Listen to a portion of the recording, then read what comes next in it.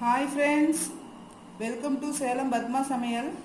இன்றைக்கி நம்ம என்ன பார்க்க போகிறோன்னா, இட்லி, தோசை, சப்பாத்தி, பூரிக்கு யூஸ் பண்ணுற மாதிரி ஒரு சைட் டிஷ் தாங்க.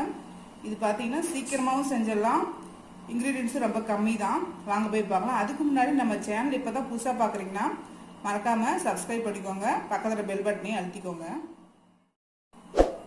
இப்போ இந்த தக்காளி சாம்பாருக்கு தேவையான பொருள் பார்த்தீங்கன்னா 2 பெரிய வெங்காயம், ஒரு 3 பச்சை மிளகாய், மீடியம் சைஸ் தக்காளி ஒரு 4, ஒரு 5-6 பல்லு பூண்டு, கருவேப்பிலை, கொத்தமல்லி,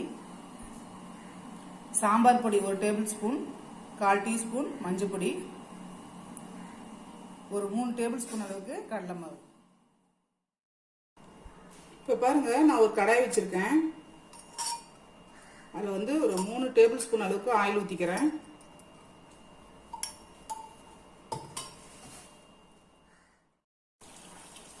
ஒரு 1/2 டீஸ்பூன் அளவுக்கு கடுகு போடுறேன். கடுகு பொரியணும்.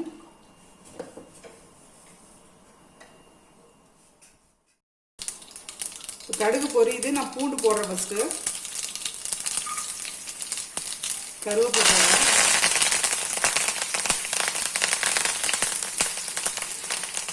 வெங்காயமும் பச்சை மிளகாய் போட்டுக்கலாம்.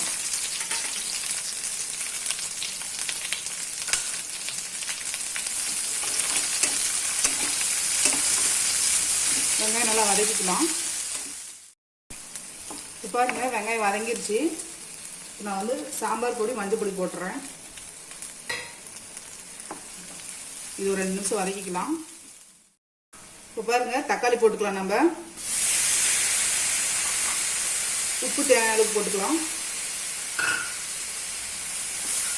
தக்காளி நல்லா வதங்கணும்.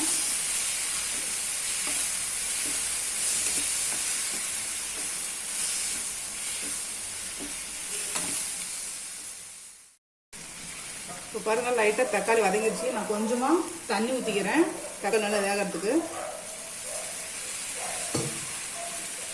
பார்த்தீங்கன்னா தக்காளி நல்லா மேஷ் ஆகிற அளவுக்கு வேக வச்சுக்கலாம். இப்போ பாருங்கள், தக்காளி நல்லா மேஷ் ஆயிடுச்சு. இப்போ நான் வந்து இதுக்கு கொஞ்சமாக தண்ணி ஊற்றி கொதிக்க வச்சுக்கலாம். ஒரு கொதி வரட்டும். இப்போ பாருங்கள், சாம்பார் நல்லா கொதிக்க ஆரம்பிச்சிக்கிச்சு. இது பார்த்தீங்கன்னா இந்த கடலை மாவு நான் தண்ணி ஊற்றி கரைச்சி வச்சுருக்கேன், இது ஊற்றிக்கலாம். இன்னும் கொஞ்சம் தண்ணி ஊற்றி கொதிக்க வச்சுக்கலாம். இது பார்த்தீங்கன்னா ஒரு மீடியம் ஃப்ளேம்லேயே கொதிக்க வைக்கலாம். இப்போ பாருங்கள், நம்ம சாம்பார் வந்து கொதிச்சிருச்சு. நம்ம மல்லி இலை போட்டு இறக்கிடலாம். நம்ம தக்காளி சாம்பார் ரெடிங்க.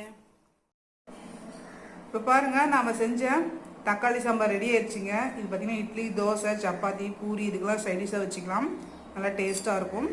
இந்த வீடியோ உங்களுக்கு பிடிச்சிருந்தாக்கா லைக் பண்ணுங்கள், ஷேர் பண்ணுங்கள், கமெண்ட் பண்ணுங்கள்.